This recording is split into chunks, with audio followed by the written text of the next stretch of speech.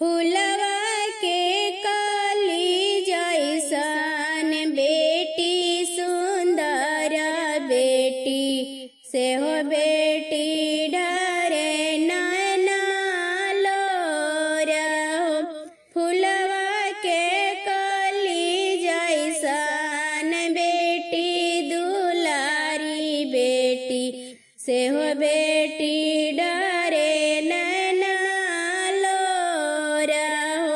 कहीं न के दुश्मना हलवाजी पापा खोज लगला देसे देसे बारा हो। कहीं न के दुश्मना हलवाजी चाचा खोज लगला देसे देसे बारा हो। आजन बाजन बजाई पापा बोलावला बरतिया हो। एक दिन में कईला वीराना हो। आजन बाजन बोलाई चाचा बोलावला बरतिया हो। एक दिन में कईला वीराना हो। सोना दाना कैला पापा गाय दाना कैला हो। बेटी दाना कैला वीराना हो। सोना दाना कैला चाचा गाय दाना कैला हो। बेटी दाना कैला वीराना हो। कवनी कसुरवा कैनी हो पापा हमरा के नाई हर छोड़वला हो। कवनी कसुरवा कैनी हो चाचा हमरा के नाई हर छोड़वला हो।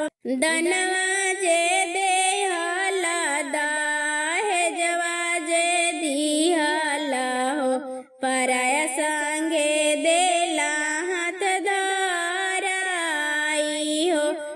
दनवा जे दिहला दहेजवा जे दिहला हो।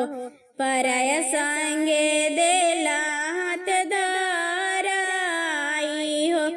माई के कोखिया में दुई रे जनमिया हो।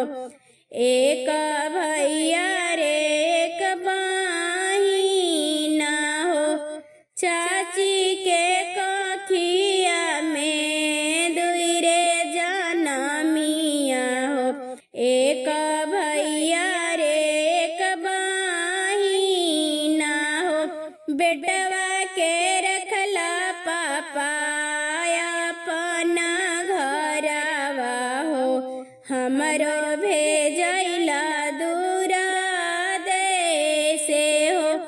बेटवा के रखला चाचा अपना घरवा हो। हमरो भेजैला दूरा देसे हो। फुलवा के कली जैसन बेटी सुंदर बेटी से हो बेटी ढा